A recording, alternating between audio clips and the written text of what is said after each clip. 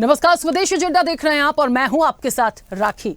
देश की राजनीति में भगवा को लेकर एक बार फिर घमासान छिड़ गया है। सीएम योगी का बयान भगवा मेरी पहचान है और एक दिन पूरी दुनिया इसे अपनाएगी, इसे लेकर एक बार फिर सियासत में उबाल है। और इस बार सिर्फ सत्ता पक्ष और विपक्ष नहीं बल्कि साधु संतों ने भी भगवा पर राजनीतिक बयानबाजी का विरोध कर दिया है। सवाल ये है कि आखिर सनातन पर सवाल और उबाल बवाल कब तक जारी रहेगा? इस तरह के बयानों के मायने क्या हैं? इसी पर आज हम चर्चा करेंगे। उससे पहले देखिए ये रिपोर्ट।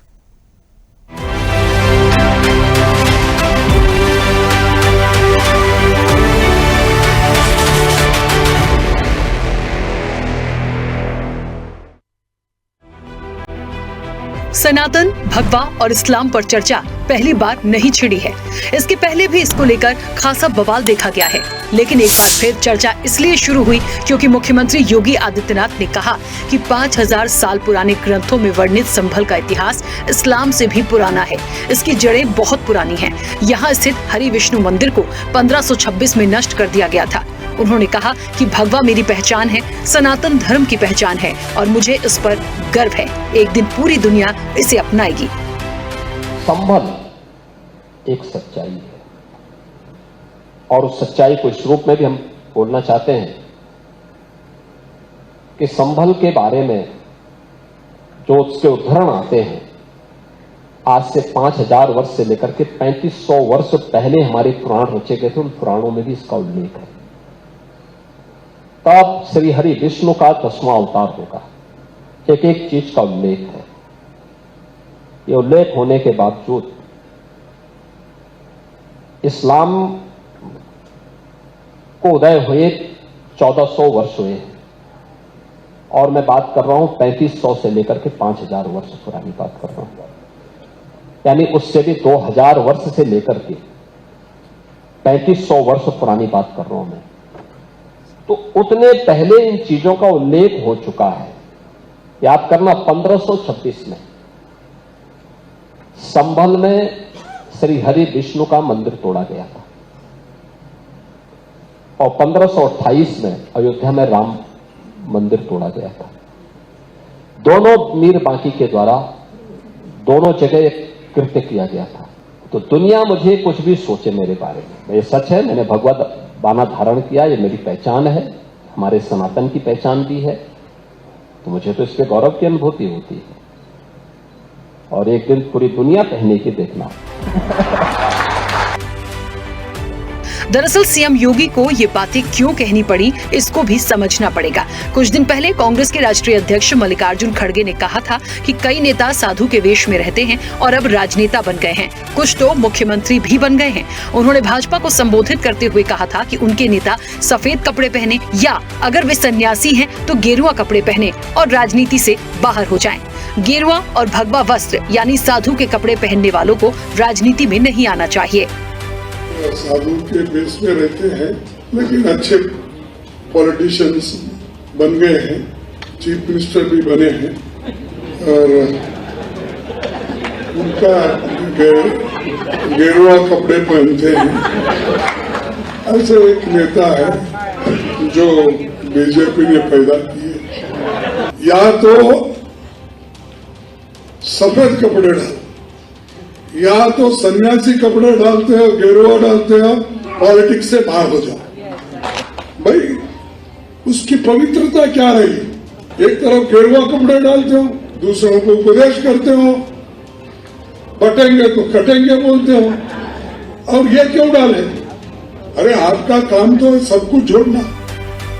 सनातन और भगवा पर जारी सियासी विवाद में अब जगत गुरु श्री राम भद्राचार्य की भी एंट्री हो गई है। उन्होंने खड़गे के बयान पर पलटवार करते हुए कहा कि ये कहाँ लिखा है कि राजनीति भगवाधारियों को नहीं करना चाहिए। ये भगवान का रंग है, भगवाधारी को ही राजनीति करनी चाहिए। कहाँ लिखा है राजनीति गुंडों को करनी चाहिए, राजनीति लुच्चों को करनी चाहिए, राजनीति लफंगों को करनी चाहिए? भगवाधारी को ही राजनीति करनी चाहिए।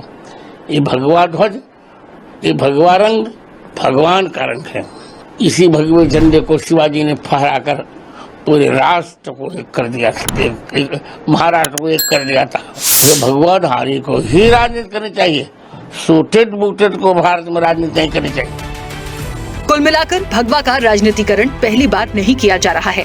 ऐसे कई बयान सनातन और भगवाधारियों के लिए आए जिनसे सियासत में उबाल देखने को मिला। लेकिन सवाल यही है कि भगवा और इस्लाम को लेकर तल्खी राजनीति में किस हद तक जाएगी।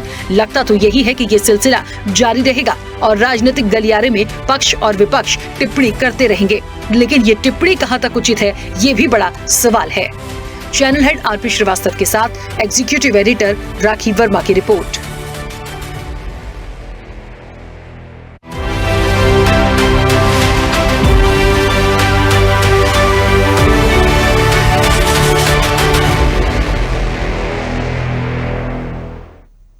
चलिए, तो भगवा पर बयान है, सियासी घमासान है, होना ही था। पहली बार नहीं है कि भगवा और सनातन को लेके या इस्लाम को लेके ये बहस हो रही हो या चर्चा हो रही हो। पहले भी हुआ, कई इलेक्शंस में भी इन तमाम चीजों को देखा गया, सुना गया। लेकिन सवाल यही है कि इन सब पर इतनी बहस होती क्यों है, इन सब पर इतने सवाल आते क्यों हैं? ये अपने आप में एक बड़ा सवाल है।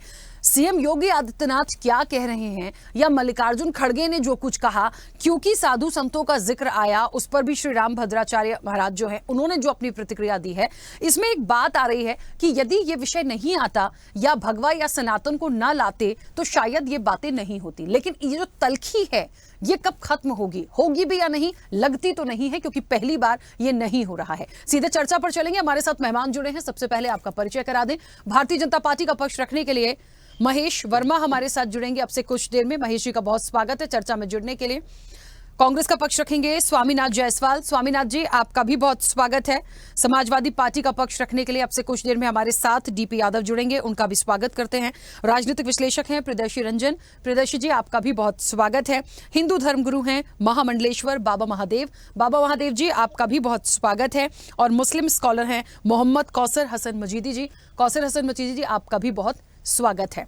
मैं चर्चा की शुरुआत सबसे पहले, क्योंकि भारतीय जनता पार्टी हमारे साथ है नहीं, बाबा महादेव जी आपसे करूंगी। मुझे सुन पा रहे हैं?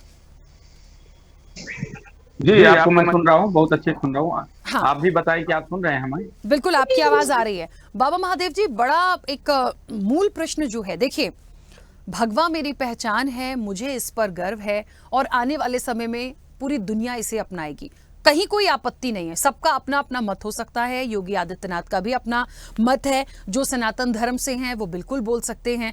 मल्लिकार्जुन खड़गे ने जिस तरीके से पहले ये बातें कही थी, उसके बाद ये बयान आया है क्योंकि योगी आदित्यनाथ का, उन्होंने पहले सवाल उठाया। लेकिन ये जो बात आ गई है कि भाई आप यदि गेरुए रंग के वस्त्र पहन रहे हैं तो आप राजनीति ना करें, मतलब राजनीति करने वालों को सिर्फ सफेद कपड़े पहनने हैं। ये जो बातें कही जा रही हैं या उसे भगवा से जोड़ा जा रहा है, जिस पर आपत्ति आई है, राम भद्राचार्य महाराज ने भी उस पर आपत्ति दर्ज कराई है, आपका क्या मत है? हाँ, देखिए, समय के पूर्ण गुरु बाबा तोशाम्बर जी महाराज जी को दोनों हाथ जोड़कर प्रणाम करते हुए एक बात मैं कहता हूँ। स्वामी विवेकानंद जी ने कहा है अपने प्रवचनों में, उनके पेन वॉल्यूम की पुस्तक है, और उन्होंने कहा है कि यदि राजा अज्ञानी हो तो उसको उतार कर जो आत्मज्ञानी उसे बैठा दो, या फिर राजा को आत्मज्ञानी कर दो। हमारे वहां राजनीति शब्द धार्मिक शब्द है, ये कोई गलत शब्द नहीं है। धार्मिक राजनीति, और राजनीति से वंचित कोई है ही नहीं। दूसरी बात है, जब हमें भी हमारे गुरु ने चोला दिया, ये भगवा दिया, तो उन्होंने एक बात कहा, जो नियम बताया, उन्होंने कहा चोरी, जारी और मिथ्या, चोरी मत करना और चरित्रहीनता मत करना और मिथ्या मत करना, और उसके पश्चात जहां जो आवश्यकता पड़े आप वो कार्य कर सकते हैं। भगवान श्री राम, भगवान श्री कृष्ण राजा थे, लेकिन वो शांति दूत बनकर आए। दुर्वासा जी ने बहुत सारे कार्य किए, भगवान परशुराम जी ने बहुत सारे दिव्य कार्य किए। तो जब भी समाज को आवश्यकता पड़ेगी समाज के उत्थान के लिए, समाज के सुधार के लिए, तो सन्यासी आएगा। और जो खड़गे जी ने कहा, ये बिल्कुल उनको शास्त्र ग्रंथों का कोई नॉलेज नहीं है। और चूंकि मैं एक बात और है, एक ट्रेंड चल चुका है, जब कुंभ में मैंने देखा कि जितने लोग थे सबको एक काम था, सिर्फ और सिर्फ सनातन को गालियां देना। कोई डेंगू कहता है, कोई मलेरिया कहता है। मैं कहता हूं भाई, आप कांग्रेस के हो, सपा के हो, बसपा के हो, आप जेडीयू के कुछ भी हो, लेकिन आप राजनीति करो, खूब करो, जो मर्जी करो, सियासत करो। अरे सनातन धर्म को क्यों बदनाम कर रहे हो भाई? क्यों इसके पीछे पड़ जाते हो आप? और ये बार बार खड़गे जी अब बार बार, अच्छा, इसका एक खामियाजा भी भुगत रहे हैं। दिल्ली में, हरियाणा में मिल्कीपुर में, लेकिन फिर भी सुधर नहीं रहे हैं। जब ये पूरा साफ हो जाएंगे तभी सुधरेंगे क्या?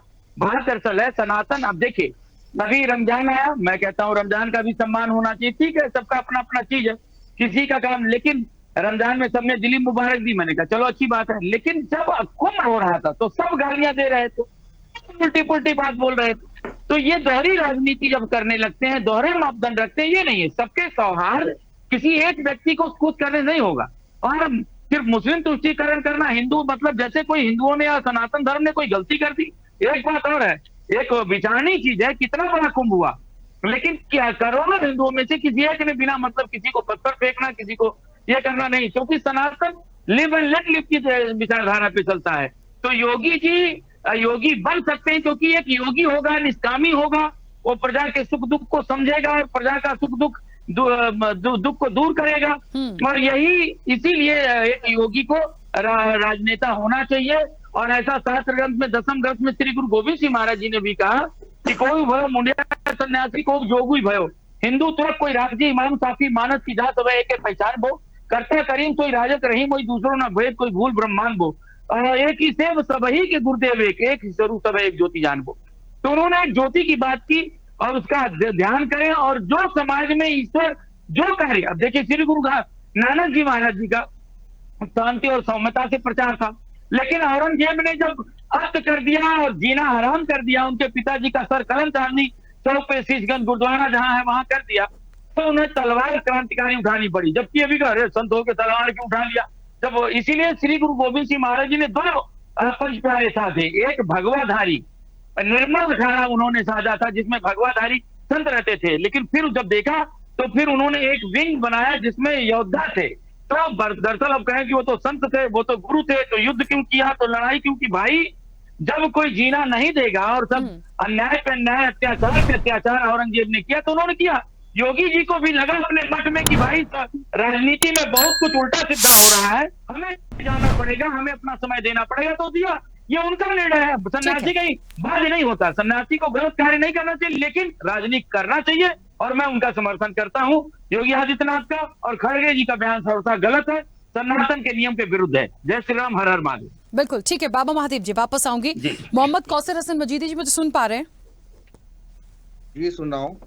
आज एक बात और आई सीएम योगी आदित्यनाथ की तरफ से, उन्होंने इस्लाम का भी जिक्र किया। उन्होंने संभल के परिप्रेक्ष्य में एक बड़ा जिक्र करते हुए एक ऐसा बयान दिया है, उन्होंने ऐसी बातों को रखा है जिसमें इस्लाम से पहले का, बहुत पहले का सनातन धर्म को, तमाम चीज़ों को उन्होंने बताया है।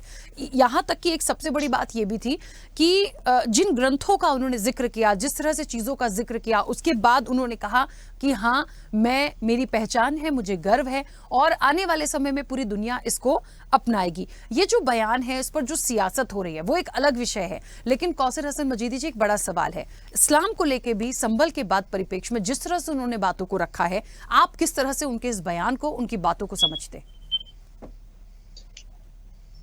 बहुत बहुत धन्यवाद राखी जी। बयान मैंने भी सुना और जिस तरीके से उन्होंने बातें की हैं, तो अब हमारा देश तो एक लोकतांत्रिक देश है, हमारे देश में संविधान का शासन है, अभिव्यक्ति की स्वतंत्रता है और अपने विचार हर व्यक्ति प्रकट कर सकता है। तो उन्होंने जो भी बात कही अपने विचारों के आधार पर कही। और जहां तक कि उन्होंने कहा कि 1450 साल पुराना इस्लाम की बात है, जो इस्लामिक धर्म ग्रंथों की बात है, इस्लामिक धर्म शास्त्रों की बात है, मैं पूरी जिम्मेदारी के साथ मजहब इस्लाम का अनुसरण करने वाले एक मुसलमान की हैसियत से, एक सूफी की हैसियत से पूरी जिम्मेदारी के साथ इस बात को कहता हूं कि मजहब इस्लाम में जो 1450 साल पुराना जिसको कहा जाता है, हमारे धर्म की मान्यताओं के अनुसार मजहब इस्लाम 1450 साल पुराना नहीं, बल्कि जिस दिन से दुनिया का वजूद हुआ, दुनिया के सबसे पहले आदमी जिन्हें आदम कहा जाता है, सैयदना आदम अलैहिस्सलाम दुनिया के पहले पैगंबर माने गए हैं, इस्लाम के पहले पैगंबर माने गए हैं, जो हिंदुस्तान की सरजमीन पर ही यहाँ पर वो अवतरित हुए। और जो है उसके बाद से फिर हजरत इब्राहिम, हजरत आदम अलैहिस्सलाम के बाद उनकी औलाद हजरत शीश अलैहिस्सलाम, हजरत शीश अलैहिस्सलाम के बाद उनकी औलाद में हजरत नूह अलैहिस्सलाम हुए, नूह अलैहिस्सलाम के बाद हजरत इब्राहिम अलैहिस्सलाम हुए, हजरत इब्राहिम अलैहिस्सलाम से हजरत इसहाक और हजरत इस्माईल अलैहिस्सलाम हुए, और फिर हजरत मोहम्मद मुस्तफा सल्लल्लाहु अलैहि वसल्लम तक ये हम तक इस्लाम आया। इस्लाम का ये जो लेटेस्ट वर्जन है, आखिरी वर्जन है, जो हजरत मोहम्मद मुस्तफ़ा सल्लल्लाहु ताला अलैहि वसल्लम लेकर के आए हैं, हमारा ये मानना है। बाकी जिस तरीके से उन्होंने जो भी बात कही है वो उनकी अपनी बात है, वो एक सियासी जमात से ताल्लुक रखते हैं, वो उनका अपना विचार है, और उस पर अगर किसी प्रकार की कोई टीका टिप्पणी कर रहा है, जिस तरीके से अभी आपने एक और बयान बताया था, एक और राजनेता है, वो ये कह रहे थे कि उनको नहीं आना चाहिए, उनको नहीं आना चाहिए। हमारे देश के संविधान में ऐसा कहीं भी नहीं लिखा हुआ है कि कोई खास वस्त्र पहनने वाला सियासत में आ सकता है या नहीं आ सकता है, कोई मजहबी रहनुमा सियासत में आ सकता है या नहीं आ सकता है। जो भी शख्स हिंदुस्तान का शहरी है, हिंदुस्तान का नागरिक है, जो हिंदुस्तान के कानून में विश्वास रखता है, जिसने उतनी योग्यताएं, उतनी अहर्ताएं आयु की और दूसरी अहर्ताएं पूरी कर रखी हैं, वो राजनीति में आ सकता है, चुनाव लड़ सकता है, अपनी सरकार बना सकता है, मंत्री, मुख्यमंत्री, प्रधानमंत्री, वो कुछ भी बन सकता है। ये सब अपने अपने निजी विचार है। इसमें किसी भी तरीके से इस्लाम को ला करके इसमें हिंदू मुस्लिम की राजनीति करके मेरे ख्याल में ये दुरुस्त नहीं है कि इसमें किसी भी तरीके से हिंदू मुसलमान किया जाए। बिल्कुल ठीक बात है। और हमारे साथ इस पूरी चर्चा में डीपी यादव और महेश वर्मा जी भी जुड़ गए हैं। महेश जी, मुझे सुन पा रहे हैं? जी, मैं सुन रहा हूँ आपको। महेश जी, देखिए, भगवा को लेकर एक बार फिर से बयान आया है, इस्लाम का भी जिक्र किया योगी आदित्यनाथ ने। मल्लिकार्जुन खड़गे पहले ही कुछ बोल चुके थे, उसके बाद ये तमाम चीजें आ रही हैं। सवाल ये है कि आखिरकार ये जो तलखी है सनातन को लेके, भगवा को लेके, इस्लाम को लेके, ये क्या खत्म होगी या ऐसे ही चलते चला जाएगा? और एक लाइन में यदि मैं समझूं या पूछूं, उनके इस बयान के मायने क्या हैं योगी आदित्यनाथ के? बिल्कुल, आपने सही प्रासंगिक आपने सवाल पूछे, और यही चीज समझना बहुत जरूरी है। इस देश में जो संकीर्ण विचार पैदा किए गए या संकीर्ण सोच के साथ लोगों को जो है प्रतिकार करने का जो एक अधिकार दिया गया, उसी का कहीं नतीजा है कि आज कहीं इसके ऊपर हम चर्चा कर रहे हैं। आप जाइए इंडोनेशिया, वहां की संस्कृति में हम कहीं समाये हुए हैं। आप वहां कहीं मुस्लिम बच्चों के नाम भी हिंदू देवी देवताओं के नाम से होते हैं। आप कई बार वहां पे जाइए, वहां की करेंसी है, वहां पे भगवान गणेश जी का जो है वो बकायदा उसमें फोटो है, पिक्चर है।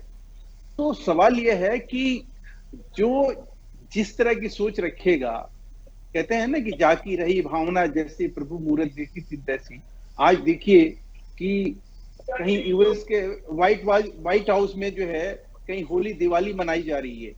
आप देखिए पूरे विश्व में जो है आज कहीं ना कहीं सनातन का एक स्वरूप जो है, जो मानवता के प्रति या वसुधैव कुटुंबकम का जो हमारा एक सोच है, उसको कहीं ना कहीं हम साकार करते हुए नजर आ रहे हैं। वो या प्रधानमंत्री का सम्मान देने की बात हो, या प्रधानमंत्री का आज माने दुनिया में जो है ये पहले ऐसे राजनेता हैं जिनको सर्वाधिक सम्मान कहीं प्राप्त हुआ है, और वो भी कहां से? सबसे ज्यादा मुस्लिम राष्ट्र से मालूम हुआ सम्मान मिला, या सऊदी अरबिया का सबसे जो मतलब सबसे मुसलमानों का, इस्लाम का कहिए कि सबसे सर्वोच्च स्थान है, उस देश ने अपना सर्वोच्च सम्मान दिया।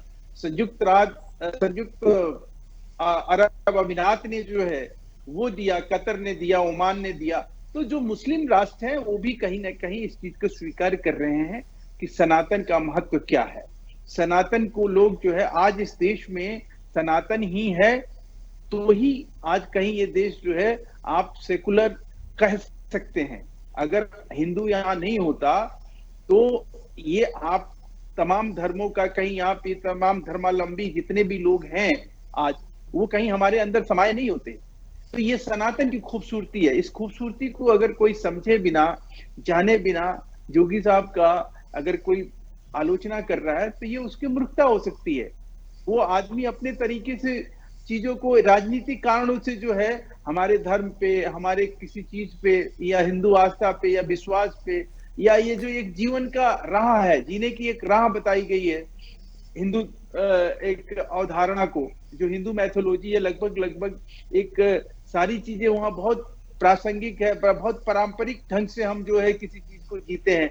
हम किसी को नुकसान पहुंचाए बिना किसी चीज को हम करते हैं, वही हमारा धर्म है। इसीलिए कहा गया कि हमारे यहाँ वेद पुराणों में कि विद्या ददाति विनया ददाति पादत्वा धन पापन होती धना धर्म तथा सुखम।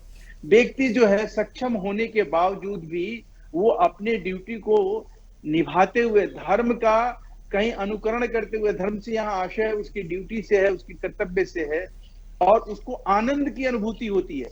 जहां आनंद जो है अपने धर्म को निभाते हुए हो, उससे बड़ा सनातन और कुछ नहीं हो सकता, उससे बड़ा सच कुछ नहीं हो सकता है। ठीक है, उस सच को अगर कहीं स्वीकार करके कोई हिंदुस्तानी आगे बढ़ता है, वही सच्चा हिंदुस्तानी है, और वही जोगी जी को कहीं आत्मसात करता है, वही जोगी के स्वरूप में कहीं ना कहीं दिखाई देता है। ठीक है, चलिए वापस आऊंगी, जल्दी जल्दी से सबकी प्रतिक्रिया आ जाए। स्वामीनाथ जी मुझे सुन पा रहे हैं? स्वामीनाथ जी जी, राखी जी आवाज आ रही है? हाँ स्वामीनाथ जी, मल्लिकार्जुन खड़गे जो बातें कह रहे थे, या जो बातें उन्होंने जिस परिप्रेक्ष्य में बहुत पहले हालांकि उन्होंने कहा था, योगी जी का बयान तो अभी का है, लेकिन ये देखना पड़ेगा जो कह रहे थे वो कि जो साधु के वेश में या जो साधु हैं उन लोगों को, या गेरुआ वस्त्र जो पहनते हैं वो सिर्फ नफरत फैलाने का काम करते हैं, नेता हैं तो सफेद कपड़े पहनना चाहिए। कहा तो देखिए उन्होंने बहुत सीधे सीधे भारतीय जनता पार्टी और योगी आदित्यनाथ के लिए, लेकिन ये कहने का उनके बयान का क्या मायना था, मैं ये भी जानना चाहती हूँ। है तो सनातन से, और पहली बार ये बहस नहीं छिड़ी है, पहले भी इसको लेकर सनातन, इस्लाम, संस्कृति, मुझे लगता है भगवा, इसको लेकर पहले भी बहुत बहस हुई है, लेकिन एक बार फिर आज ये चर्चा आ रही है। एक तरफ बात होती है पूरी तरह से पूरी दुनिया अपना लेगी, दूसरी तरफ कांग्रेस का इस तरह का यदि बयान, भले ही वो पहले का हो, लेकिन सवाल तो उठते हैं कि क्या इसका विरोध कर रहे हैं या कुछ और। स्वामीनाथ जी मेरी आवाज पहुंच रही है? आवाज नहीं आ रही,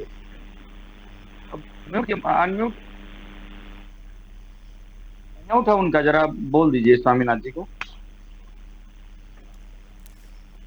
स्वामीनाथ जी अनम्यूट कीजिएगा प्लीज, म्यूट किया आपने?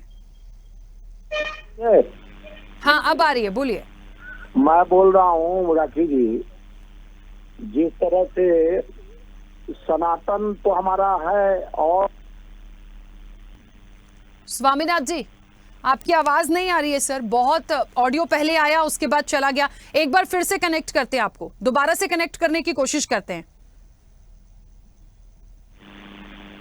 बोलिए एक बार फिर से बोलिए। नहीं स्वामीनाथ जी मैं नहीं सुन पा रही हूं, एक बार फिर से आपको कनेक्ट करने की कोशिश करते हैं। तब तक डीपी यादव जी मुझे सुन पा रहे हैं?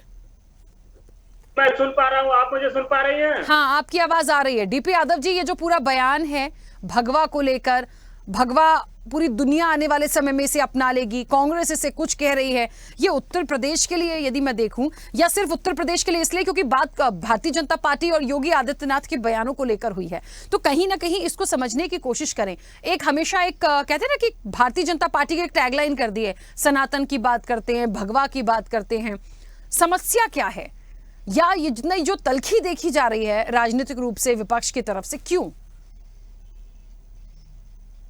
देखिए राखी जी, ये प्रदेश और देश का दुर्भाग्य है कि योगी आदित्यनाथ जी जब से मुख्यमंत्री बने हैं वो कहीं ना कहीं विकास को लेकर के या जनता के कल्याण को लेकर के चर्चा में नहीं रहते हैं। वो हमेशा से अपने विवादास्पद बयानों को लेकर के ही चर्चा में रहते हैं। मैं आपको बता दूं कि वो शुद्ध रूप से भारतीय जनता पार्टी के भी नहीं है, क्योंकि उन्होंने एक हिंदू युवा वाहिनी का गठन किया था, और जब उनसे उनकी भारतीय जनता पार्टी से नहीं बनती थी तो वो भारतीय जनता पार्टी के खिलाफ भी अपने उम्मीदवार खड़े करके भारतीय जनता पार्टी को हराने का काम करते थे।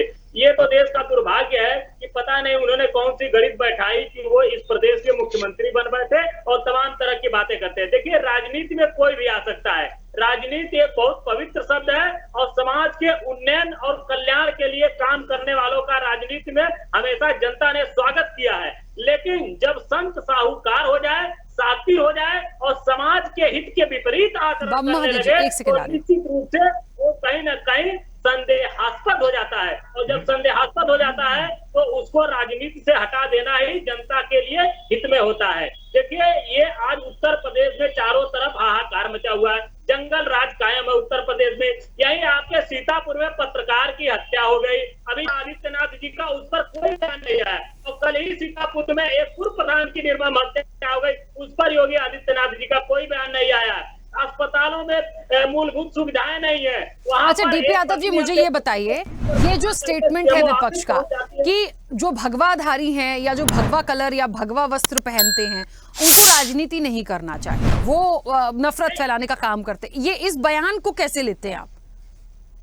नहीं देखिए, इस बयान को तो मैं मानता हूं कि राजनीति सबको करनी चाहिए, और कोई भी इस धरती पर अगर पैदा हुआ है तो निश्चित रूप से उसकी राजनीति में कहीं ना कहीं जो है इंटरफेरेंस है, वो राजनीति में इंटरेस्ट रखता है और उसका राजनीति से डायरेक्ट या इनडायरेक्ट रूप से वास्ता भी पड़ता है। ये जरूरी नहीं कि वो राजनीति में सक्रिय रूप से भूमिका निभा करके राजनीति में आ सकता है। लोग तमाम तरह से जो है राजनीति में रहते हैं, उनकी रुचि होती है राजनीति में, कोई सक्रिय रहता है और कोई पर्दे के पीछे रह करके राजनीति करता है। लेकिन राजनीति में अगर आकर के आप समाज के विपरीत आचरण करने लगे, लोगों को लड़ाने भिड़ाने लगे, सांप्रदायिकता फैलाने लगे और कहीं ना कहीं आपसी एकता भाईचारे को ठोस पहुंचाने लगे, तो ये सही नहीं होता है राजनीति। इसको मैं नहीं मानता हूँ। बाकी राजनीति में सबका स्वागत है और जहां से योगी आदित्यनाथ जी आते हैं, पूर्वांचल से हमारे देवरहवा बाबा हुए हैं, एक से एक राजनीतिज्ञ उनके पास जाते थे, माथा टेकते थे, उनका आशीर्वाद लेते थे और कहीं ना कहीं वो उनको आशीर्वाद देते थे और वो राजनीति करते थे। उच्च पदों पर पहुंचे हुए हैं, वो संत पुरुष थे। लेकिन जो राजनीति में आ गया और वो कहे कि मैं बहुत बड़ा संत हूँ, बहुत बड़ा महंत हूँ, तो फिर वो संदेहास्पद हो जाता है और उसका आचरण समाज के विपरीत हो जाए तब तो और संदेहास्पद हो जाता है। और हमेशा लड़ाने भिड़ाने वाली बात करे, कहीं ना कहीं आपसी एकता भाईचारे को समाप्त करने वाली बात करे, तो वो तो फिर राजनीति के लिए बेकार है। न तो वो पूरी तौर से संत रहता है, न पूरी तौर से राजनीतिज्ञ रहता है। वो बीच में पेंडुलम की तरह से झूलता रहता है, सत्ता का मजा भी लेता है, आनंद भी लेता है और जो संत का काम होता है वो संत का काम भी नहीं करता है। इससे अच्छा है योगी आदित्यनाथ जी आए और मठ को संभाले, मठ में अपना योगदान दे और कहीं ना कहीं जिस प्रकार से मठ के और भी महंत हुए हैं उनकी परंपरा को आगे बढ़ाएं। ठीक है, चलिए वापस आऊंगी। स्वामीनाथ जी सुन पा रहे हैं अभी मुझे? आपको आवाज आ रही है? हाँ अभी आ रही है सर। उस समय मेरा एक प्रश्न था, प्लीज उस पर अपनी बात रखिए सबसे पहले। स्वामीनाथ जी आवाज नहीं आ रही, फिर से नहीं आ रही आपकी आवाज और कोई भी नहीं सुन पा रहा है मेरे अलावा। इनका म्यूट कर दीजिए, अनम्यूट करें पहले। हाँ बात तो हमारे सनातन में कहीं नहीं लिखा हुआ है। जो गेरुआ वस्त्र पहन के बैठे हुए हैं तो गेरुआ का सम्मान तो। स्वामीनाथ जी की आवाज नहीं आ रही और थोड़ा डिस्टर्बेंस ज्यादा है। स्वामीनाथ जी कोई नहीं सुन पा रहा है सर, थोड़ा सा ऑडियो आ रहा है फिर नहीं आ रहा है, पता नहीं, मुझे नहीं पता कुछ तो क्या इश्यूज। कट करके बोलिए ना, लगाए हमको। सर आपको 2 बार कनेक्ट किया, चलिए एक बार और कनेक्ट करने की कोशिश करते हैं क्योंकि खड़गे जी का बयान है तो आपकी प्रतिक्रिया बहुत महत्वपूर्ण है। ठीक है, तब तक बाकी मेहमान समय मांग रहे हैं, उनसे जानते हैं। प्रियदर्शी जी सुन पा रहे हैं मुझे? प्रियदर्शी जी जी आवाज जा रही है क्या? हाँ प्रियदर्शी जी, एक बड़ा मूल प्रश्न है मुझे लगता है क्योंकि राजनीतिक विश्लेषक हैं, बहुत अच्छे से विश्लेषण इसका कर पाएंगे। सनातन, भगवा, इस्लाम पर चर्चा पहली बार नहीं हो रही, हमेशा हुई है, कई बार हुई है, कई इलेक्शंस में भी इस पर बातचीत हुई है। लेकिन खड़गे जी ने एक बयान पहले दिया था, जो पहले दिया था उस पर ये जो प्रतिक्रियाएं अब आ रही हैं या लगातार जिस तरह से योगी आदित्यनाथ सनातन और भगवा की बात करते हैं और ये कह देना कि आने वाले समय में सब इसे अपना लेंगे, क्या इन बयानों का मायने हैं? राजनीतिक रूप से देखें तो क्या सिर्फ राजनीतिक रूप तक ही सीमित है या इसका कोई और एक परिदृश्य बनाने की कोशिश है? देखिए, खड़गे साहब ने जो पैमाना तय किया है या जो पैमाना तय करने की कोशिश कर रहे हैं कि राजनीति सिर्फ सफेदधारियों को करना चाहिए, भगवाधारियों को नहीं करना चाहिए, तो अगर वे पैमाना तय करते हैं तो ठीक है, उनकी बातों को अगर कुछ क्षणों के लिए मान लिया जाए तो भगवाधारियों को राजनीति नहीं करना चाहिए, यानी सनातन धर्म गुरुओं को राजनीति नहीं करना चाहिए या सनातन के झंडाबदार जो है उनको राजनीति नहीं करनी चाहिए। तो फिर सभी धर्मों पर यह लागू होगा, सिर्फ सनातन को आप कैसे अछूता कर दीजिएगा? उनके गुरुओं को, संतों को, साधुओं को इससे कैसे वंचित कर दीजिएगा राजनीति करने से? और दूसरे धर्मों, संप्रदायों, मजहबों को आप कैसे कहिएगा कि राजनीति करिए? अगर इसमें सिख धर्म गुरु हैं, राजनीति करते हैं, तो उन पर भी यह पैमाना लागू होना चाहिए। बौद्ध है, जैन है, इस्लाम है, उस पर भी यह पैमाना खड़गे साहब को लागू करना चाहिए। तब ये बातें होनी चाहिए। चूंकि माना कि हाल के दिनों में सनातन धर्म गुरुओं का राजनीति पर प्रभाव बढ़ा है, ये अच्छी बात है या बुरी बात है इसकी चर्चा बाद में हो जाएगी, लेकिन इसकी चर्चा तो हो ही जानी चाहिए कि सिर्फ सनातन धर्म गुरु ही नहीं, इस्लामिक धर्म गुरु या अन्य जो धर्म गुरु हैं वे भी प्रत्यक्ष या अप्रत्यक्ष भारतीय लोकतंत्र की राजनीति को पूरी तरीके से प्रभावित करते हैं। ऐसा कभी नहीं सुना गया कि कोई फतवा टाइप का मामला सनातन धर्म गुरुओं के द्वारा जारी किया गया है कि आप फला को वोट दे रहे या फला को नहीं दे, लेकिन इस्लाम के द्वारा, इमारत शरिया के द्वारा, अन्य संगठनों के द्वारा, इस्लामिक संगठनों के द्वारा चुनावी मौसम में फतवा जारी करने का भी चलन है इस्लाम में। तो उस पर तो खड़गे साहब ने कुछ नहीं बोला, एक तरफा बोला। तो एक तरफा से तो मामला बनेगा नहीं, विवाद भी इसीलिए हो गया कि उन्होंने एक तरफा बोला। और एक तरफा में भी सबसे बड़ी बात है कि आप इस तथ्य को झुठला रहे हैं कि भारत की समय कालखंड कोई भी हो, भारत को साधु संतों सन्यासियों ने सीखा है, सनातन के धर्म गुरुओं ने सीखा है। आप पूरा हिस्ट्री उठा करके देख लीजिए, पाणिनि से लेकर के, चाणक्य से लेकर के, विश्वामित्र से लेकर के, जब गुप्त काल था जिसे आप भारत का स्वर्ण काल करते हैं, उस समय का भी देख लीजिए। उसके बाद आप जब जिस कांग्रेस की ये बात कर रहे हैं या जिस कांग्रेस में है खड़गे साहब प्रेसिडेंट है, वहीं से एनी बेसेंट आती थी, बाल गंगाधर तिलक आते थे, वे लोग भी संत थे ना, तो वो लोग भी तो राजनीति करते थे। उसके बाद भी देखिए स्वामी सहजानंद सरस्वती हुए, कांग्रेस के आजादी के दौरान ही बात में जोड़ देता हूं, कांग्रेस के बाद सबसे बड़ा कोई संगठन था तो वो था स्वामी सहजानंद सरस्वती का किसान संगठन, जिसके पास कांग्रेस के बाद सबसे ज्यादा सदस्य थे। स्वामी सहजानंद सरस्वती भी तो दंडी स्वामी थे, वे परलोक की बजाय इहलोक की चिंता करते थे। तो ना कि साधु संतों का आना या इससे बुरा प्रभाव पड़ रहा है। कृपात्री जी महाराज आए थे, कृपात्री जी महाराज ने गोरक्षा आंदोलन किया, उन्होंने पार्टी बनाई। ये जिस पार्टी में है उसी पार्टी की से भारत की प्रधानमंत्री रही इंदिरा गांधी जी, धीरेन्द्र जी महाराज से, उस समय क्या नाम था, धीरेन्द्र जी या धर्मेंद्र जी, कुछ ऐसा ही नाम, उनसे आशीर्वाद लेती थी, उनसे मशवरा करती थी। तो ये सारा मामला। और दूसरी तरफ और देख लीजिए, इस्लाम का भी जब वर्चस्व रहा इस देश पर, उस समय सूफी संतों ने क्या भूमिका निभाई। सूफी संत लोग भी तो इस्लाम का जो सत्ता था, या जो भी मुगल थे या उसके पहले जो इस्लाम के मानने वाले लोग शासन कर रहे थे, उस समय इस्लामिक धर्म गुरुओं का प्रभाव था। वो लोग सीधे प्रत्यक्ष या अप्रत्यक्ष राजनीति को प्रभावित करते थे। पूरा कश्मीर में अगर इस्लाम फैला, वहां पर इस्लामिक सत्ता मजबूत हुई थी किसी जमाने में, तो उसमें कहीं ना कहीं सूफी संतों की भूमिका थी। तो राजनीति में इसको आप इस तरीके से छांट करके नहीं चल सकते हैं कि हिंदू धर्म गुरु आएंगे तो ये बुरा हो जाएगा। ये अपनी बात कर रहे हैं, और क्यों नहीं करेंगे। इस देश को बनाने में इन साधु संतों की बड़ी महती भूमिका रही है। विवेकानंद, दयानंद, आप महर्षि अरविंद, किन किन का नाम गिनाऊं, आप जिन जिन लोगों का नाम, जिस भी एरा में जाएंगे, उस एरा में अगर 10 विभूति होंगे तो उसमें 3 या 4 विभूति आपको गेरुआ धारण किए हुए मिल जाएंगे। इनके अकबर के ही कालखंड में इस्लामिक धर्म गुरुओं का भी महत्व था, सनातनियों का भी प्रभाव रहा। तो इस तरीके से मामला चलता है। आप खारिज कर, इसका मतलब आप खारिज कर रहे हैं, खड़गे साहब सनातन को खारिज कर रहे हैं, या कह रहे हैं कि नहीं अब सनातनी जो है ये इनको बैन करिए, बाकी सब कुछ चलता रहेगा लेकिन इनको बैन करिए। इस पर उनको जवाब तलब तो किया जाना चाहिए, और हो रहा है कांग्रेस। जी बिल्कुल ठीक है। प्रियदर्शी जी वापस आऊंगी। स्वामीनाथ जी अभी सुन पा रहे हैं मुझे?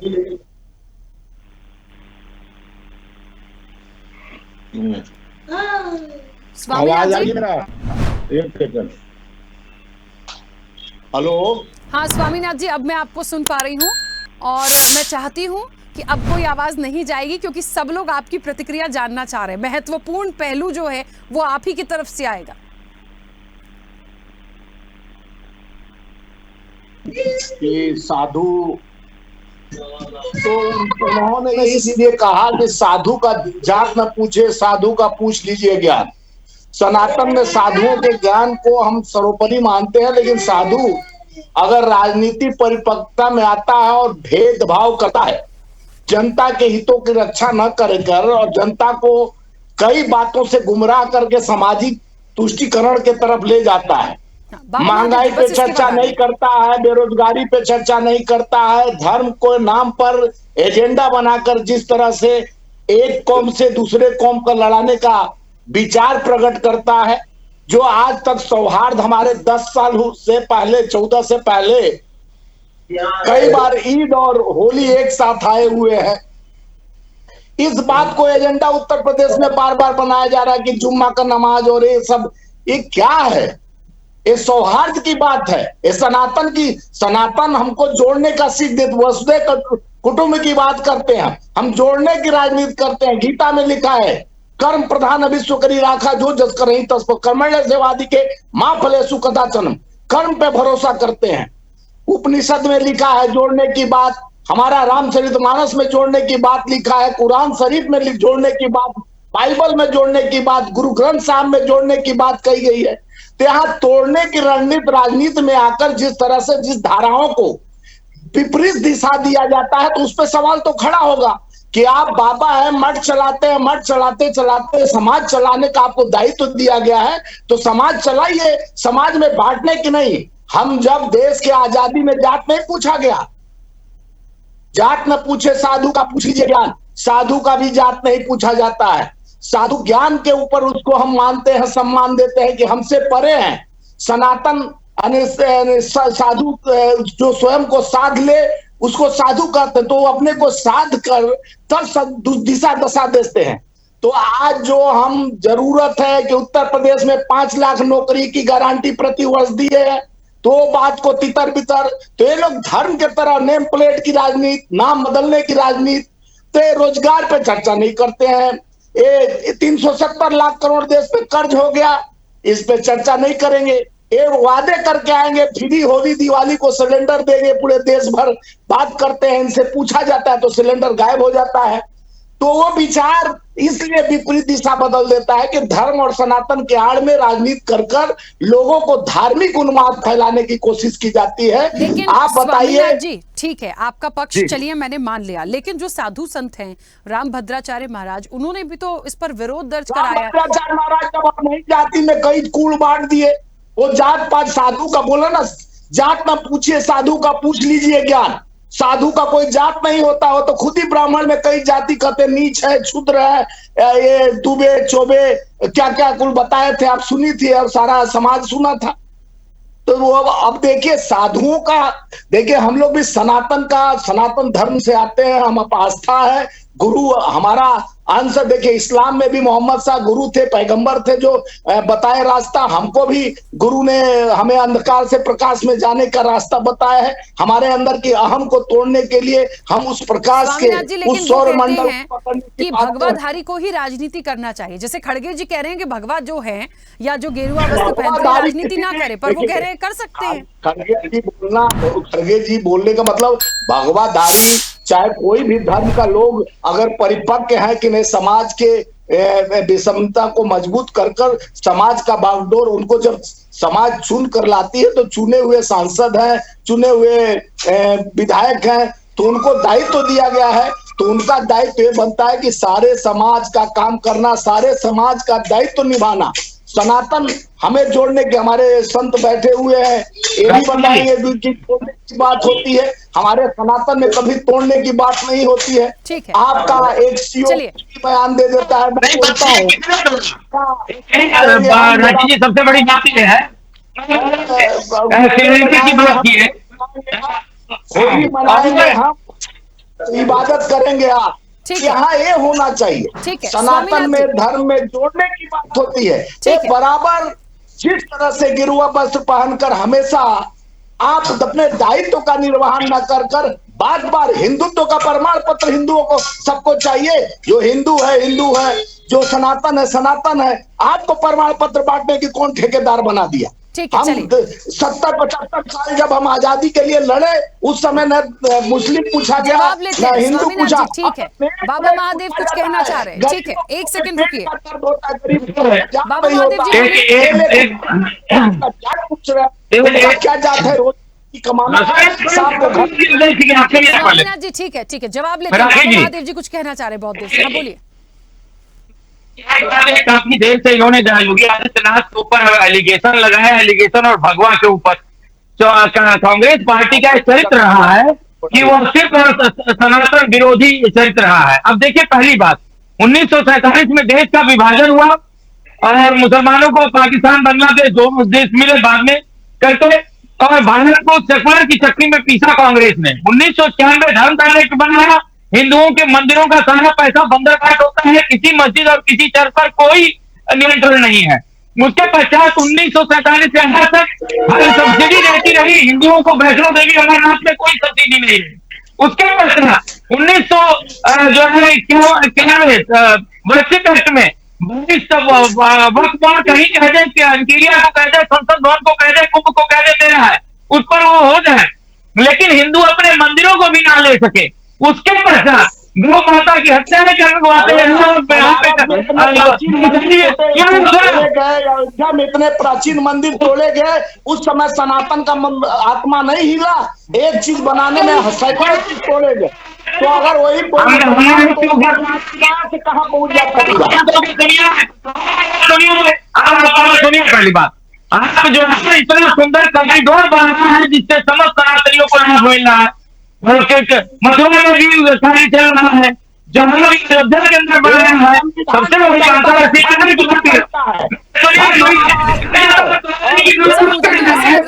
महादेव तो खैर ठीक है, महामंगलेश्वर है। स्वामीनाथ जी, आप भी तो सनातन से ही होंगे, मुझे नहीं लगता यहाँ पे कोई एकदम से ऐसी बात होने लगी है कि सनातन विरोधी हम किसी को कह दें। राजनीतिक रूप से विरोध हो सकता है, पर मुझे नहीं लगता आंतरिक मन से आप लोग इस चीज का कोई विरोध करें। गायत्री मंत्र में कितने शब्द है बता दें? कितने अक्षर है गायत्री? रामायण में कितने शब्द है?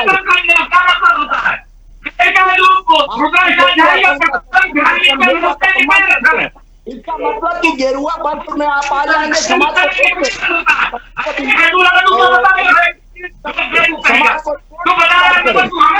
ठीक है, चलिए।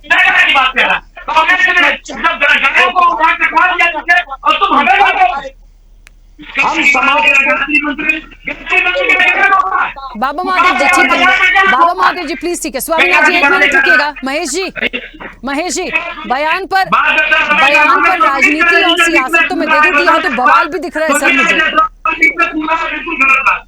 ये मेरी बात अभी आपकी पूरी नहीं हुई। बात असल ये है, कांग्रेस ने हमेशा सनातन विरोध की राजनीति की है। योगी आदित्यनाथ ने भगवा बहन को न्याय की बात की है, सुनिए। और उसके पश्चात इनके समय में 200 से लाइन लगाना पड़ता था सिलेंडर के लिए, सिलेंडर ज़्यादा हो चुका है। दूसरी बात जो है, इनके समय में गरीबी हटाओ करते हैं गांधी, राजीव गांधी, नेहरू और सोनिया गांधी, गरीबी भी नहीं हटाना है। चलिए ठीक है बाबा महादेव जी, आप क्योंकि ये बात कह रहे हैं मैं पूछ लेती हूँ। स्वामीनाथ जी, सनातन विरोधी है क्या आप बता दीजिए मुझे। खड़गे जी ने तो जो बोला पहने हम देखिए 2 रुद्राक्ष पहने आपके सामने, हमारे हाथ में देखिए आपके सामने धागा बना है। मैं बोला कि रामायण में कितने श्लोक हैं? पहले समझ में आ रहा था बयान का सिर्फ राजनीतिकरण है और नहीं करना चाहिए। मैं इसीलिए शुरुआत में एक चीज बोलकर गई थी कि सनातन हो, इस्लाम हो, भगवा हो, इसको लेकर क्यों राजनीति करना। हमारे देश में बहुत मुद्दे हैं, लेकिन अब क्योंकि बोला है तो क्रिया की प्रतिक्रिया तो आती है। अब उस पर देखिए फिर सनातन पर एक हंगामा होने लगा। एक सनातन का होने के बावजूद उसे सनातन विरोधी कहा जा रहा है क्योंकि प्रतिक्रिया आपके दल से आई। महेश जी, इसका समाधान कैसे निकालेंगे? खड़गे जी ने बोला और योगी आदित्यनाथ जी ने एकदम से कहते ना आग में घी डालने का काम है, उनने कह दिया। नहीं, ये तो सच भी है, इस सच को झुटलाया नहीं जा सकता है कि भाई हमेशा जो है सनातन को तौहीन करके, सनातन का अपमान करके इस देश में जो राजनीति की जाती है, राजनीति चमकाया जाता है, उसके ऊपर तो पाबंदी लगनी चाहिए। आप मुझे बताइए ना, मौलाना आजाद क्या थे? मौलाना थे, लेकिन वो कांग्रेस की राजनीति करते थे, तब वो पुण्य था। मौलाना मदनी क्या है? देवबंद के धर्मगुरु हैं, वो राज्यसभा में जाते हैं कांग्रेस के टिकट पे, उनको सांसद बनाया जाता है, तब वो सारा पुण्य हो जाता है। इस प्रकार से आप देखिए बाबा राघव दास, ये गोरखपुर का नाम ले रहे थे, क्या थे? एक संत थे, उनको कांग्रेस ने सांसद बनाया, वो जिलाध्यक्ष रहे। तो ये सारी चीजें जो हैं, इनके पास जितना भी है, ये मुसलमान के नाम पर, मुस्लिम के नाम पर या इस्लाम के नाम पर जो है, यहाँ कुछ भी हो उसको ये गलत नहीं ठहरा सकते हैं। लेकिन सनातन के नाम से अगर कोई बात सच कही गई, ये तो हकीकत है ना कि इस देश में जो मुसलमान हैं उसके पूर्वज हिंदू रहे हैं, इससे तो कोई मुंह में नहीं फेर सकता। अगर कोई आदमी मुंह फेर रहा है तो अपने आप को नकार रहा है। तलवार के नोक पे या भय पे अगर मुसलमान बना वो, तो उसके लिए वो जिम्मेवार नहीं है, उसके बाप दादे जिम्मेवार थे जो उन कठिन परिस्थितियों को झेल नहीं सके और वो मुसलमान बन गए। तो अपने धर्म को अगर कोई आदमी छोड़ दिया तो अपनी संस्कृति और परंपराओं को, बहुत ऐसी जगह पे आप जाइएगा तो आज भी जो है मुस्लिम निकाह से पहले सारी परंपराएं, सारी रीति रिवाज हिंदू तौर तरीके से विवाह में मनाई जाती है। उसी प्रकार से सारा चीज किया जा सकता है एक्सेप्ट निकाह को छोड़ के। तो ये सच को अगर सुनने की किसी में ताकत नहीं है तो इस सच को जो है इसी के नाम पर जो है अगर आप राजनीति करना चाहते हैं, इसी के नाम पर आप राजनीति रोटी सेकना चाहते हैं तो ये राजनीति आपको मुबारक। सच तो यही है जो आज कहीं मुख्यमंत्री जी ने जो बात कही वो उसमें सच्चाई यही है कि संभल की जो एक इतिहास है 5000 साल पुराना इतिहास है और आज इस्लाम का इतिहास 1600 साल पुराना है। अंतर तो देखना पड़ेगा ना कि हम और आप जो है जिस चीज के लिए लड़ रहे हैं, मर रहे हैं, हम जिस चीज के लिए कहीं कोई बात ऐसी कह रहे हैं उसको कहीं ना कहीं समझना होगा और वो समझने के ऊपर ही आपका कहीं ना कहीं एक भारत का कहीं विश्वास और विकास वो दोनों कहीं जमेगा, कहीं आप उसके ऊपर खरे उतरेंगे। नहीं तो होगा क्या, थोड़े समय के बाद ये एक समाज में ऐसी एक कौम को तैयार कर दिया जाएगा जो कि जिसको यही लगेगा कि भाई बस हमारा कोई नाम ले तो ये भारत है, हमारा कोई नाम ना ले तो ये भारत नहीं है। ठीक है, ऐसा नहीं होना चाहिए। ठीक है, वापस आऊंगी। मुझे ऐसा लगता है डीपी यादव जी, ये पूरी जो चर्चा है या सनातन और भगवा को लेके जो बयान आया है, मुझे लग रहा है इतना तो हिंदू मुस्लिम या सनातन इस्लाम पर विवाद नहीं है जितना इसका राजनीतिक रूप से एक विवाद मैं देख पा रही हूं। और जाहिर तौर पर समय समय पर जब इस तरह की प्रतिक्रिया आई है ना, उससे ज्यादा विवाद हुआ है।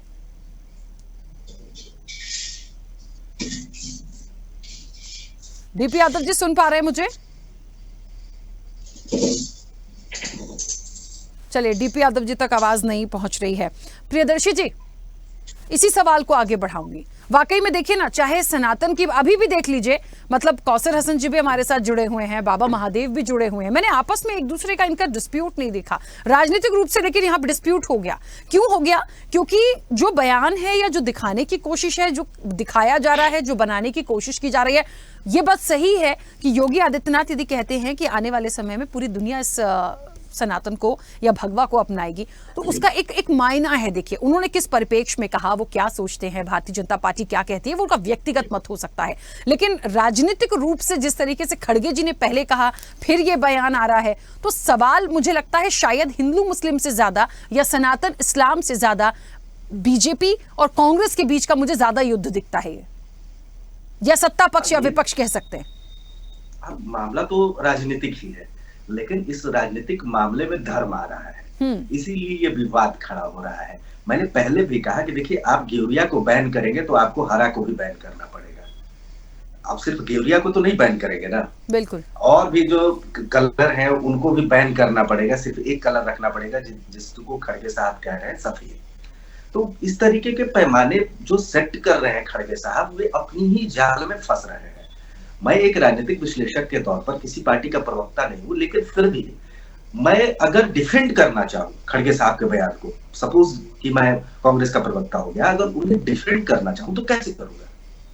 आप मुझसे ये सवाल तो पूछेंगे कि ठीक है, मैं कहूंगा कि खड़गे साहब ने सही कहा कि गेवरिया को बैन कर देना चाहिए, तो काउंटर सवाल तो आएगा ना कि हरा रंग को भी बैन करिए। फिर उस हालात में क्या होंगे? तो ये मुझे लग रहा है कि बहुत सोच समझ करके खड़गे साहब का दिया गया बयान नहीं है, ये क्षणिक लाभ के लिए दिया गया है और जिस तरीके से मुसलमानों को खुश करने के लिए। देखिए, इससे सबसे ज्यादा खुश कोई होगा खड़गे साहब के बयान से तो मुसलमान होंगे, और उनको खुश करने के लिए ये बयान दिया जा रहा है। खड़गे साहब को भी मालूम है, तमाम लोगों को मालूम है कि ऐसा होने वाला नहीं है, बैन तो होंगे नहीं। और राजनीति में अगर गेवरिया तो ये जो डिस्क्वालिफिकेशन है इंडियन डेमोक्रेसी में, पॉलिटिक्स नहीं करने का या चुनाव नहीं लड़ने का, उसमें सजा याफ्ता है या दिवालियापन है, भगोड़ा है, तो उस तरीके के तो ये लोग है नहीं, तो कानूनी तौर पर भी इनको आप बैन नहीं कर पाइएगा। तो पूरा मामला ये है कि जनमानस को उद्वेलित किया जाए, और इन पर अभी गेवरिया रंग चढ़ नहीं रहा है, भगवा रंग चढ़ नहीं रहा है कांग्रेस पर, इसीलिए इनको ये नापसंद कर रहे हैं। और जो रंग इनको अभी चढ़ रहा है उसको लेकर के ये फूले नहीं समा रहे हैं, लेकिन वो उससे इनकी राजनीति भी फल फूल नहीं रही है, बहुत इनको सफलता नहीं मिल रही है। ये सिर्फ कर रहे हैं कि हाँ ठीक है, मैं हूं ना, मैं हूं ना, मैं हूं ना, लेकिन मुसलमान इनको बहुत नहीं मान रहे। मुसलमानों में बहुत बंटवारा है, कई क्षेत्रीय पार्टियां हैं, कई हिस्सेदार हैं। कांग्रेस इन बयानों के मार्फत ये कोशिश कर रही है कि अभी का मुसलमान पूरी तरीके से एकजुट होकर के कांग्रेस को अपना सर्वे सर्वा मान ले। इस तरीके का, जिस तरीके का बयान खड़गे साहब ने दिया है, इस तरीके का तो बयान कोई मुस्लिम संगठन भी नहीं देगा। अगर मुसलमान संगठन भी देगा तो वो भी घेरे में आएगा। ओवैसी साहब भी शायद इस तरीके का बयान नहीं दे पाए, इस तरीके की बातें नहीं कर पाए। बड़ा से बड़ा मुस्लिम लीडर, कांग्रेस का भी मुस्लिम लीडर इस तरीके का बयान नहीं दे पाए जिस तरीके का बयान खड़गे साहब ने दिया है। और खड़गे साहब के लिए शायद लगता है कि भारत की राजनीति में शायद खुद माफ है, इसीलिए वे तमाम तरह के ऐसे बयान दिए जा रहे हैं जिसका ओर छोर नहीं है। खुद ही नहीं पता है कि इसका वो काउंटर कैसे करेंगे। राखी जी, बिल्कुल ठीक बात है। क्योंकि समय की भी सीमा है, मोहम्मद कौसर हसन मजीदी जी, एक संक्षिप्त प्रतिक्रिया आपकी, क्योंकि हिंदू मुस्लिम एक तरफ, सनातन इस्लाम एक तरफ, ये जो बयान है, ये जो बातें हैं, हर इलेक्शन में भी हम देखते हैं बीच में जब धर्म आएगा तब ये सियासी उबाल और विवाद आएगा। तो ये राजनीतिकीकरण जो हुआ है, इसको तो समझने की कोशिश करनी पड़ेगी ना। कैसे मानते हैं? अभी जैसे प्रियदर्शी जी ने भी कहा कि शायद कांग्रेस पार्टी का जो बयान है उसका काउंटर उनके पास खुद भी नहीं होगा, लेकिन शायद एक जो मुस्लिम वर्ग है उसको एकजुट करने की कोशिश है या अपने पाले में लाने की कोशिश है। क्या मानते हैं ऐसा?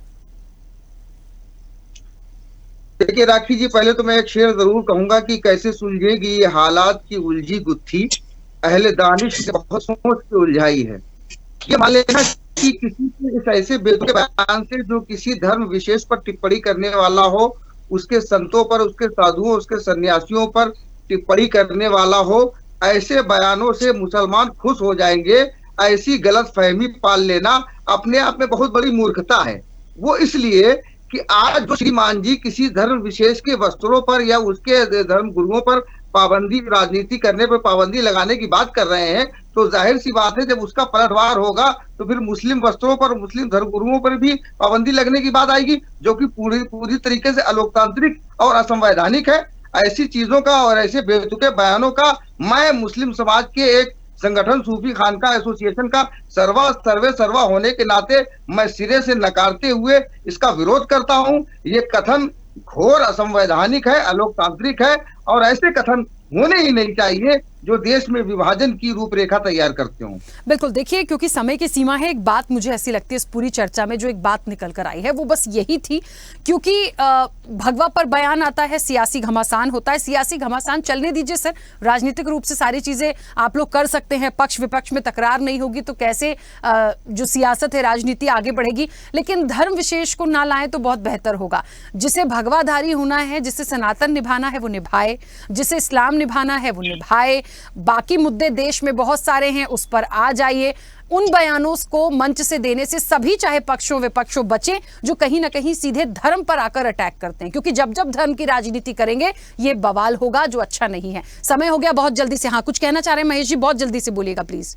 मैं सिर्फ यही कहना चाह रहा हूँ कि कौशल साहब, आपको बहुत बहुत धन्यवाद, साधुवाद इस बात के लिए कि कम से कम आप जैसे लोग, स्कॉलर लोग जो है समाज में जिस प्रकार से क्रांति और जिस प्रकार के राजनीतिक क्रांति करने वाले इन क्रांति वीरों को इस तरह से जब आप लोग आईना दिखाते हैं तो सचमुच में लगता है कि देश में विकास और विश्वास दोनों जो है उसका भविष्य उज्जवल है, और यही हम चाहते हैं। ठीक है, कि किसी तरह से ये मैं रोकूंगी सर, क्योंकि बाबा महादेव जी भी कुछ कहना चाह रहे हैं। हाँ बोलिए बाबा महादेव जी, जल्दी से। मुझे भी बड़ी प्रसन्नता हुई सूफी मोहम्मद कौसर हसन जी के बात को सुनते कि इन्होंने एक सही बात की, समाज का सौहार्द को बनाने वाली बात। और एक बात है, सनातन को बार बार टारगेट किया जा रहा है, ये योगी जी का नहीं सनातन का विरोध है, और ऐसा ना करें अन्यथा सनातन के सब लोग बहुत नाराजगी इससे महसूस करते हैं। लेकिन सूफी जी ने कम से कम सौहार्द की बात की।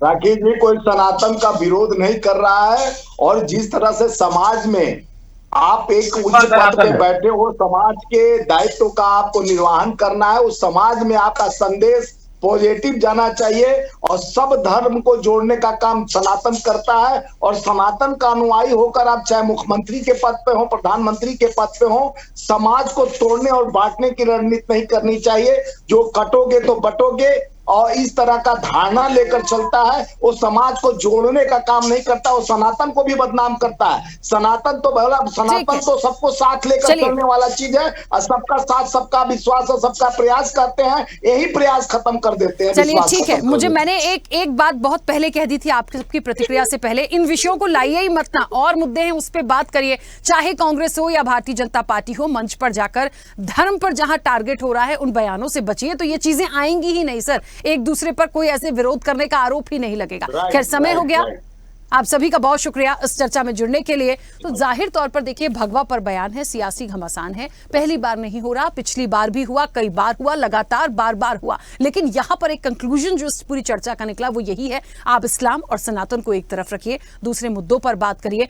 आपकी क्या मंशा है? आप अभी कह रहे हैं, कांग्रेस कह रही है कि नहीं हम इसका विरोध नहीं करते, हम सनातन विरोधी नहीं है, तो फिर खड़गे जी ने जो बयान दिया वो क्या था? आपने तो सीधे सीधे भारतीय जनता पार्टी के लिए कहा, आपने गेरुए रंग जो वस्त्र धारण करते हैं उनके लिए कहा। तो ये सवाल तो हैं, इस राजनीतिकरण को तो रुकना ही होगा और रोकना होगा, और इन माननीयों को खुद सोचना होगा कि आप क्या बात करते हैं। अब देखिए ये पूरी सियासत और कितना आगे बढ़ती है और क्या रंग लाती है। फिलहाल चर्चा में इतना ही, बने रहिए स्वदेश न्यूज के साथ, सबसे पहले देश।